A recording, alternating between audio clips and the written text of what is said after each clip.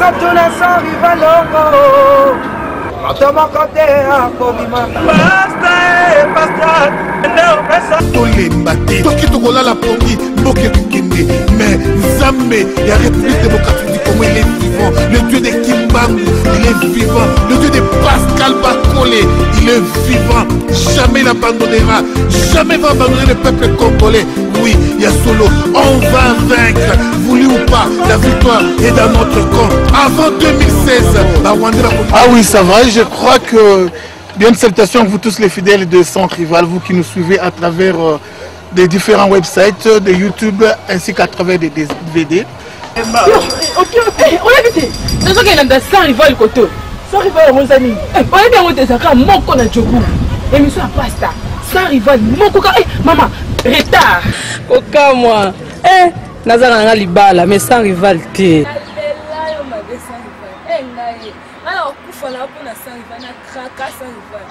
Sans rival, émission bah vrai chérie. Est-ce que nous avons touché à la Constitution? On peut seulement le principal. Est-ce qu'on fait qu'on a touché? Donc d'une façon ou d'une autre, ce que nous disions ici est entré dans l'imaginaire congolais. On ne touche pas à la Constitution. On a tout essayé. Et Dieu merci, donc on est sur la bonne voie.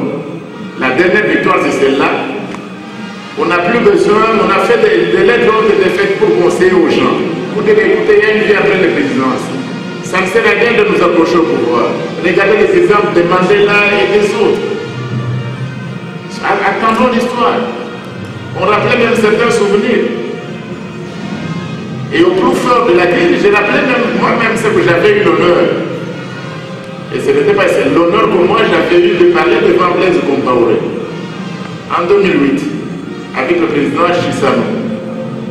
Et ces mots-là reviennent, je crois que vous l'entendez aussi dans les discours de plusieurs personnes. Et ces mots-là reviennent maintenant comme une acquis.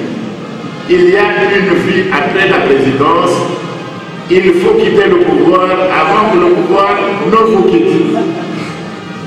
On le disait devant Blaise Compaoré, lui-même, le président du FASO, le président du Conseil des ministres, chez commandant suprême des forces armées, le père de la nation. Quand vous écoutez tous ces louanges-là pour Compaoré dans la salle, mais vous vous dites ici, ce n'est pas possible. Le gars n'a pas compris. Mais l'histoire ne pardonne pas. Il n'a pas compris, il est là où il est. On conseille aux autres de suivre la même voie, non. Et maintenant, Dieu merci pour le Congo. On n'a plus besoin de déclaration que quelqu'un dise que je ne me présenterai plus. C'est passé. C'est passé, il n'y aura plus de lettres ouvertes. Il n'y aura plus de discours, c'est achevé. La CENI va publier bientôt le calendrier global. Le peuple s'est exprimé. Il n'y aura pas de rallonge au mandat du chef de l'État congolais. Et quand ils ont vu ce qui a eu en face, évidemment, ce n'est pas la victoire d'un homme, ni d'un parti politique, mais c'est la victoire du peuple congolais tout entier. Il y a des gens qui ont agi physiquement, il y a des gens qui n'ont cessé de prier. Donc le peuple congolais dans toutes ses composantes, chacun utilisant ses moyens, ou la prière, ou l'action intellectuelle, ou telle autre action, c'est la victoire du peuple congolais tout entier. Il n'y aura pas de glissement, il y aura élection en 2016. Alors voilà donc, monsieur le modérateur, le background que je voulais tracer. Et je dois dire que les perspectives sont bonnes. Les perspectives sont bonnes. Parce qu'on ne pouvait pas s'y attendre. Le pouvoir a tellement miné. Le pouvoir a tellement corrompu. Et maintenant, ce sont les derniers assauts. Vous savez, quand une arme tombe, il faut encore s'attendre à beaucoup de victimes. Et même collatéraux. Et vous et moi, nous ne sommes pas du tout épargnés. Nous ne sommes pas épargnés quand le bruit vient. Est-ce que c'est la fin? Maintenant, c'est la fin. Est-ce qu'il doit partir seul? Mais ça ne sert à rien de s'inquiéter parce qu'on a dit qu'il y a une vie après la présidence. Nous allons nous occuper de vous. Nous allons nous occuper de vous. Donc il n'y a pas de marche arrière. C'est le même discours qu'on a tenu ici quand j'étais avec vous. C'est le même discours que j'ai tenu aux États-Unis en novembre. C'est le même discours que j'ai tenu au Danemark, où des compatriotes m'avaient invité. C'est le même discours que je venais de tenir à Kinshasa le 12 janvier. Et c'est le même discours, je n'ai pas changé. Je vois que je ne changerai pas. Il y a un compatriote qui travaille à la présidence qui m'a écrit à un moment donné que je m'occupe, le pauvre bâtard, ou c'est la science ou c'est la politique. Mais j'étais très surpris hier, parce qu'en lisant sur 7, lorsqu'on a dit le prof attentat mortel à Jobourg, la première personne qui fait le commentaire, qui dit qu'il souhaite bonne guérison au prof André Mbata, c'est la même personne, le même journaliste de la présidence qui voulait que moi je ne m'occupe plus de la politique. Évidemment, le moment venu, je vais lui dire merci. Je dis non, je ne sais pas là. Évidemment, on ne peut pas ne pas s'intéresser à la politique, on ne peut pas faire la politique. Qui êtes-vous? Je vous l'aurais dit plusieurs fois, je suis un intellectuel organique engagé à la cause de son peuple. C'est tout. C'est ma qualification essentielle. Intellectuel, organique, résolument engagé, pas pour un système qui passe, pas pour le désir d'un homme, pas pour l'argent ou un pouvoir passager, non, engagé à la cause de son peuple. Peut-être qu'à un moment donné, on peut faire comme le dictateur. Dans l'histoire romaine, il y avait une personne qu'on appelait un dictateur. Le dictateur n'avait pas le sens qu'on a ici. C'est-à-dire quand Rome était en danger, quand Rome devait être détruite, on cherchait qui parmi les Romains là pouvait conduire la nation. Et on est allé une fois chercher quelqu'un dans ses champs, s'il vous plaît. Quelqu'un qui était dans les champs. On est allé le chercher. On dit non, cette personne-là, il peut libérer la nation. C'était le dictateur. On l'appelait dictateur. Et il est venu, il a combattu, il a sauvé Rome. Et vous savez ce qu'il a fait quand il avait sauvé Rome? Quand tout le monde voulait qu'il reste, il est rentré dans les champs. Oui, il est rentré dans les champs d'où il venait. Après avoir libéré Rome. Bon, on n'est pas des libérés, mais c'est ça un peu le rôle qu'on fait. Quand notre nation, il faut que notre nation soit libérée, avance, mais ce n'est pas pour avoir jouir un espace de matin de ces fonctions-là qui font pleurer tout le monde au Congo. Ce n'est pas trop ça. C'est l'avenir de la nation qui pèse plus. Donc, je vous parle brièvement après cela de quel est le pari. Maintenant, quoi? À cette étape, nous faisons quoi? Quelles sont les perspectives? C'est un peu à cette question-là qu'il m'a été demandé de réfléchir. Où est-ce qu'on en est et où est-ce que nous allons? Bon, je dois vous dire, notre lutte n'est pas encore gagnée. Tant que le peuple souffre, tant que le peuple croupit, non. Notre lutte n'est pas gagnée. Nous avons fait un pas en avant, mais il y a plusieurs autres étapes que nous devons affronter. Plusieurs autres étapes, et même douloureuses, qui vont demander que les gens se resserrent et que les gens puissent faire avancer les choses. Maintenant, il va falloir, les élections vont venir. Et là, je suis également content d'une chose. Je vous avais dit que pour que les Congolais de l'étranger ne votent, il n'y avait pas besoin d'une révision constitutionnelle. Et dans la loi, qui est là-bas, même si elle était refusée, nous savions c'était de la politique, ils ont accepté la disposition que les Congolais de l'étranger vont voter. Donc vous allez voter. Nous allons voter. Vous voyez les Nigériens à côté, je crois qu'on n'est pas loin. Vous avez vu le Congo, les Nigériens? Ils sont pour en réunion, non? Ce sont les élections. Ils votent et ils votent. Nous aussi, nous allons voter en étant ici. Parce qu'on trompait les gens, non, il faut réviser la Constitution. Non, il n'y avait pas une Constitution à réviser. Nous allons voter à partir de Johannesburg, à partir de Durban, à partir de Cape Town, à partir de toutes les villes ou de Dakar ou de ou de Pékin ou des États-Unis, nous allons voter. Et nous devons nous assurer que nous puissions voter, qu'un ambassadeur ne puisse pas se mettre debout pour nous priver de notre droit de vote. Non, ça ne passera pas. Ça ne passera pas.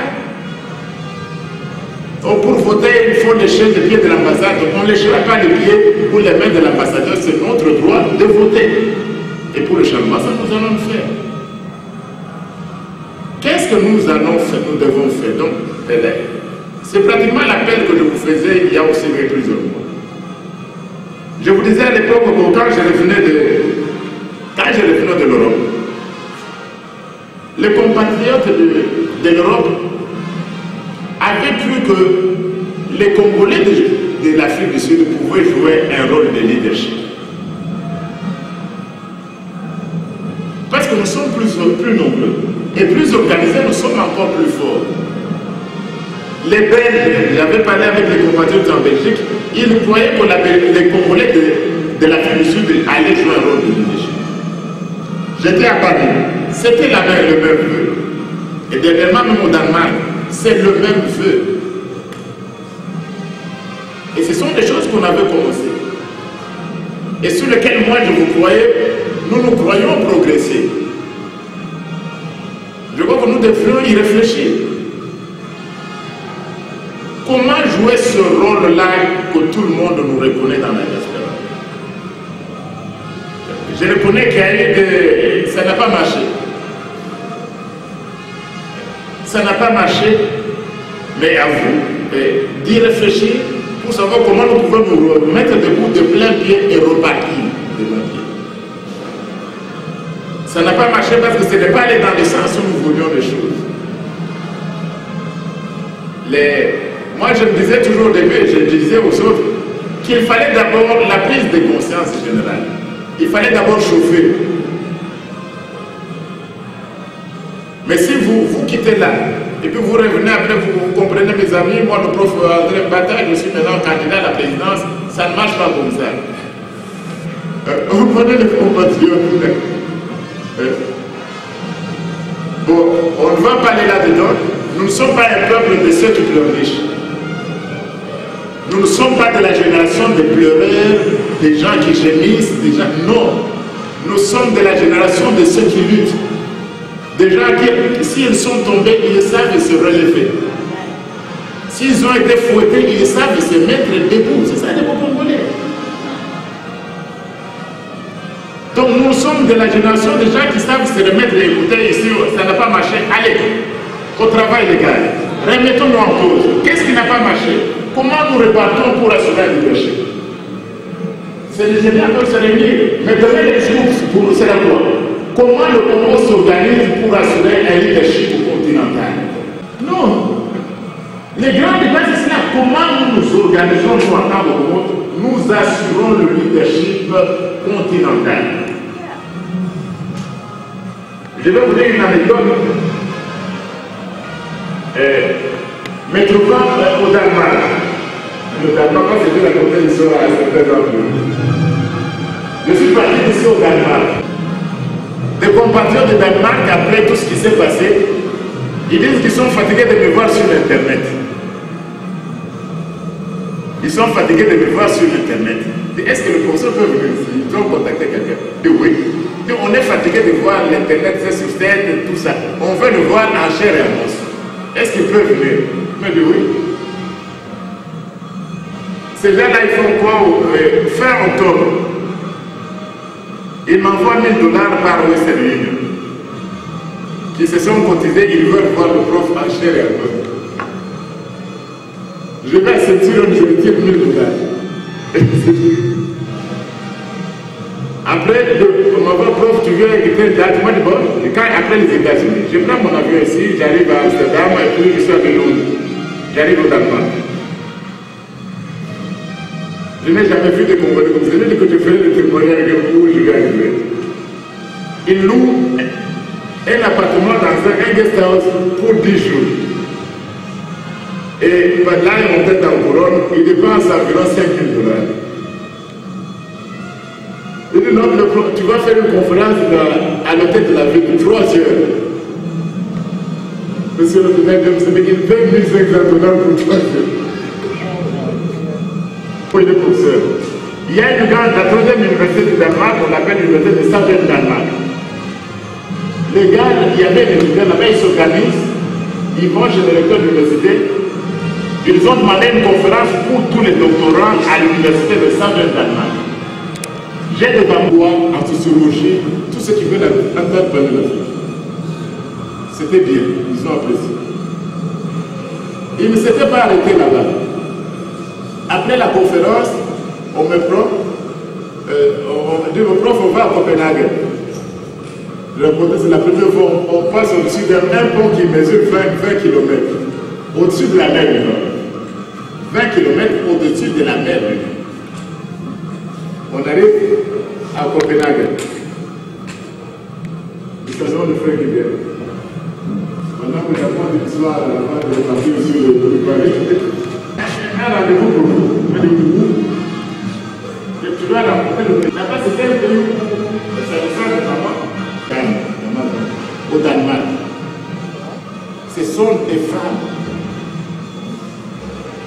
Ce n'est pas la parité. C'est de l'un plus que la parité.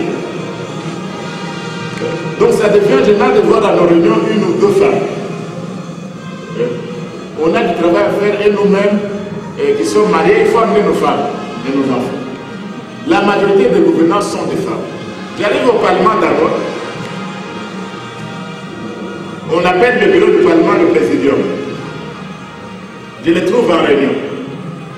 Le président de l'Assemblée nationale dit voilà, au bureau, il excuse la troisième vice-présidente pour me recevoir. Je suis reçu par la troisième personnalité du Parlement d'abord. Je lui présente la situation. J'ai dit voilà le Congo, voilà d'où nous venons. Le Danemark est très lié aux Américains.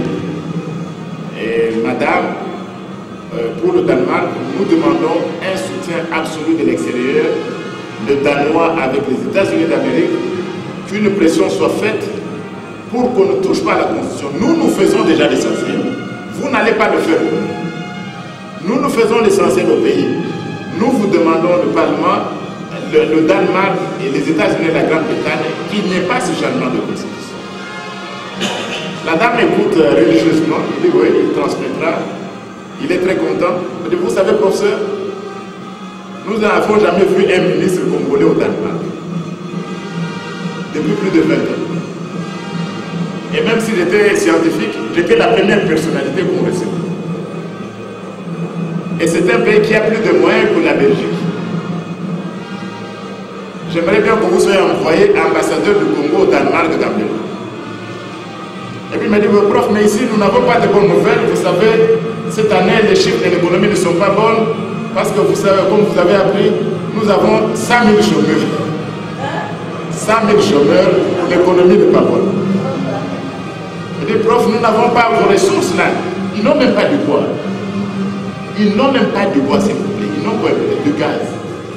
Nous n'avons pas de ressources, mais avec les réserves que nous avons faites, nous pouvons payer tous les Danois environ 4 à 5 000 couronnes par mois pendant 30 ans. Et nous avons déjà mis de côté 100 milliards de dollars pour les générations futures.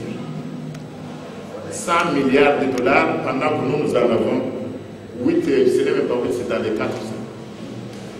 Donc voilà un peu, comme on ne s'était pas vu, quelques activités que j'ai menées. Mais qu'est-ce qu'on fait maintenant? D'ici, à partir de ce moment, où est-ce que nous allons? Je crois que mon message doit être assez suffisamment bref.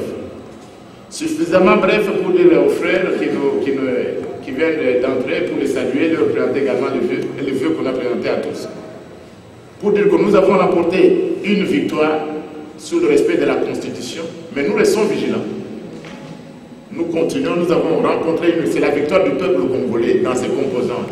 Pas d'un homme, même pas d'un intellectuel ou d'un parti politique, c'est tous les Congolais, vous et moi. Il n'y aura pas de révision constitutionnelle, il n'y aura pas de référendum constitutionnel. Tout ce qu'on disait, c'était de la bêtise. Entre l'inanition de la nation, la révision constitutionnelle et l'inanition de la nation, non, la nation va vivre. Il n'y aura pas de révision. Et ils vont voir la nation vivre pendant qu'ils sont là. Parce qu'il ne doit pas y avoir de revanche. Pendant qu'ils sont là, là où on disait que ce serait, si on ne révise pas, ce sera l'inanition, là on disait cela. Et au même endroit où il le disait, ils devront assister qu'il n'y a pas eu de révision, mais la nation vit. Et les élections, donc, je dis, il n'y a plus de... On va tout droit vers les élections, on attend le calendrier global. Nous allons voter, nous aussi qui sommes à l'extérieur. On va voter, tous les Congolais qui sont à l'extérieur. Évidemment, je ne voterai pas doublement. Si je pouvais voter doublement, je le ferais. Parce que je dois aussi aller voter au Congo. Je dois aller chez nous. C'est là notre terrain. Donc, quelles que soient les menaces, quel que soit quoi que ce soit, voilà là où on opère, c'est donner la conscientiser la population congolaise. Nous ne sommes pas contre un homme, on n'est pas contre un système, contre un homme, on dit c'est le bien du Congo. Et le bien du Congo, il n'y a pas de compromis à faire. Alors, nous qui sommes ici pour le moment, organisons-nous. C'est ça mon message. Le pari, le Congo de demain sera ce que nous ferons. Et ici, le rôle de la diaspora, s'il vous plaît. C'est un appel pathétique que je vais lancer à travers ce forum du MCP. D'ailleurs, ont les yeux tournés vers vous. Nous n'allons pas recourir à la violence, nous n'avons jamais fait la violence. Et par les moyens que nous avons, chacun, petit à petit, chacun apportant sa contribution, nous allons apporter le changement. S'il vous plaît, organisons-nous. Les partis politiques, chacun peut avoir son parti politique. Mais les partis politiques ne peuvent pas me diviser. Vous avez vu dernièrement, quand ce peuple-là qui est descendu, ou les étudiants qui sont descendus, ce n'étaient pas les étudiants de l'UNC, même les étudiants du PPP. Même les étudiants de Palou étaient là-dedans. Tous ces ministres, la nation est en danger. Quand la nation est en danger, on fait quoi? Et j'ai beaucoup apprécié qu'il y ait une déclaration venant d'ici. Parce qu'il était inadmissible que les événements se passent au Congo sans que la diaspora en Afrique du Sud se prononce. Totalement inadmissible. Je vous prie de réaliser un peu ce que nous représentons. Ou ce que vous représentez comme diaspora en Afrique du Sud. C'est Socrate qui disait, connais-toi toi-même. Très souvent, nous ne nous connaissons pas nous-mêmes. Nous représentons une très grande force qu'on n'a pas encore exercée. Nous représentons beaucoup, nous sommes forts.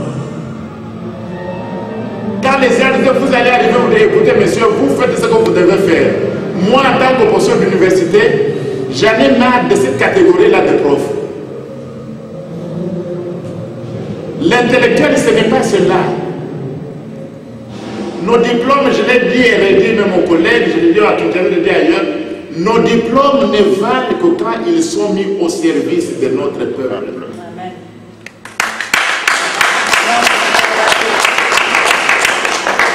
Sinon, vraiment, nous ne sommes rien. Ça ne sert à rien de venir sur moi, c'est le pauvre bâtard. Non, ce n'est pas dans l'accoutrement, ce n'est pas dans l'habillement, ce n'est pas dans les papiers qu'on peut présenter. Et si ce que vous avez, vous pouvez le mettre à la disposition, au service de notre peuple, c'est alors que nous avons de la valeur. Donc vos potentialités, mettez-les au service du Congo. C'est pourquoi quand les gens, je commençais à faire ce que je faisais. Parce qu'au Congo, je dois vous dire qu'on me trouve comme les... Bon, dans certains milieux, on sait que le pauvre Mbata fume du chanvre. Oui. Donc à Kinshasa, on sait que je fume du chanvre. Bon, je prends ces gars-là, ils s'enlèvent trop de whisky. Parce que pour dire les choses qu'il dit là, il faut se mettre un tsunami. Non, il faut un autre niveau de drogue. C'est un drogué. Tout le monde ici, on vous a dit qu'on danse pas comme ça. Est-ce que tu n'as pas vu tes collègues? Tu ne les as pas vus à l'Unikin. Tu ne les as pas vus à l'Unilou. On cherche autre chose. Toi, tu viens danser à gauche, là, tout le monde danse à droite. Tu es malheureux, tu es comment, tu es fou. Chacun fait sa partition, comme dans un match de football. Vous ne venez pas, moi, ce que j'ai commencé, je le poursuivrai. Et je ne serai pas seul, d'autres compatriotes viendront. Et ils sont là. Et ils sont là. Et nous sommes, je suis content que vous y avez participé aussi. Nous y avons participé à cette victoire. Nous y avons participé.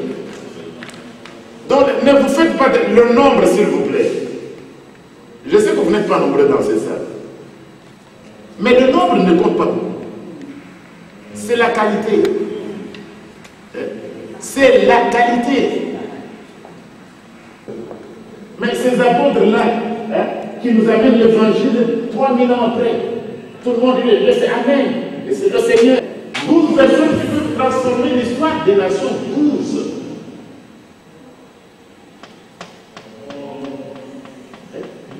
Seulement. Et même inversement, quand on lit la Bible, même inversement, le Seigneur, quand il veut détruire Sodome et Gomorrhe, il veut tout détruire. Tout détruire quoi? C'est quand même 5 millions, 10 millions d'habitants, qu'est-ce qu'il va faire? Et si il y a 500, est-ce que tu vas détruire Sodome et Gomorrhe? 500 seulement sur 5 millions ou 10 millions. Je laisse et je sauve. Il arrive, et 100. 100 seulement sur 10 millions, vous et moi faisons les calculs, qu'est-ce que ça veut dire? Est-ce que 100 tu détruis? Tu dois avec 100 seulement.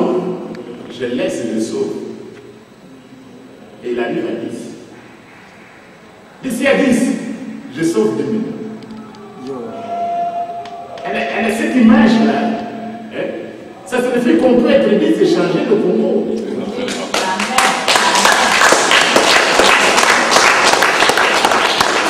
On peut être 10 personnes déterminées et changer le sol du Congo. Et nous représentons ici plus que des millions de gens dans la détermination. Si vous êtes déterminés, si vous pouvez, pour le bonheur de chez nous, nous pouvons contribuer à l'amélioration des conditions de chez nous sans être trop nombreux. Les autres, comme toujours, les autres viennent après. Et il ne faut pas, mais chacun, ça dépend du tempérament de chacun. Mais je vous observe, si vous tenez bon, allons-y. Et moi, je dois vous dire que même parmi les professeurs, j'ai maintenant beaucoup plus d'amis qu'auparavant. Oui, au début, je salissais, mais tu es aussi professeur, tu vas nous salir, tu dis que vraiment, ça n'arrange pas. Comment est-ce qu'on peut se l'arbre sur lequel on est soi-même assis? Tu passes ton temps, non, tu es les intellectuels, toi-même tu es aussi professeur, pourquoi ça? Voilà ce que nous avons appris, voilà là où on devait. Nous avons étudié ailleurs, nous avons vu ailleurs. Pourquoi nous ne pouvons pas faire ça? Pourquoi à quitter ailleurs, on doit venir danser pour des gens qui n'ont même pas notre niveau? Et maintenant, de plus en plus, j'ai vu quand j'étais à Kitezala au mois de janvier, certains autres qui avaient dit André, petit frère, je crois qu'on ne veut pas toucher à la constitution. Tu vas gagner. Je dis non, je ne gagne pas, c'est la nation qui va gagner, ce n'est pas moi. Parce qu'au fond du pays, il y a des gens qui sont là. Et même cette attaque dont on vient d'être l'objet, vous ne pouvez pas vous imaginer. Des gens qui sont au Japon qui disent qu'ils prient pour vous. Il y a une petite église à Mikonga, ils ont fait les jeûnes. Ils ont levé les jeûnes hier sans manger, sans boire ni manger. J'étais seulement parti à cette église-là les saluer. Ils étaient en réunion avec leur pasteur.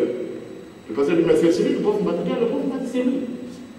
Et quand ils ont appris ce qui est arrivé, ils ont tenu un jeûne qu'ils ont clôturé hier. Ils n'ont pas mangé, ils n'ont pas bu. Donc il y a des gens. Il y a des gens qui prient pour vous aussi. Il y a des gens qui nous soutiennent. Et pour ce qu'on doit faire. Donc, je vais essayer, j'ai dit que je devais être bref. Le pari, c'est nous qui faisons le pari. Mon appel, je vais être bref, réorganisons-nous. Réorganisons-nous. Je suis un intellectuel, moi personnellement, organique de la société. Vous avez besoin de mes conseils, je vous les donnerai. Quand je vais au Congo, chez nous, ceux qui ont des conseils, je leur donne. Et ne me demandez pas à qui je donne des conseils. La plupart des leaders de la société civile de l'opposition, ils font des profs. Tu as vu quoi? Ou ils peuvent mettre des MLC, ils peuvent mettre des produits. Mais toi, tu dis quoi? Tu n'as pas les. Tant que tu es ouvert à tout le monde. Donc, mes conseils, pour le temps que je suis dans ce pays, et nous sommes dans ce pays, Dieu ne fait pas des choses au hasard. Si nous sommes dans ce pays, il a une responsabilité, mieux vaut tard que jamais. On a fait des faux pas dans le passé, nous tous nous faisons des faux pas. Il y a aussi des collègues qui ont fait des faux pas. Mais le passé appartient au passé. Le moment est venu maintenant. Revoir les choses, nous mettre debout et avancer et contribuer à ce que le Congo soit ce que les peuples d'indépendance ont toujours voulu qu'il soit, c'est-à-dire un grand pays au cœur de l'Afrique et un pays qui assure le leadership du continent. C'est de ce Congo-là dont nous rêvons.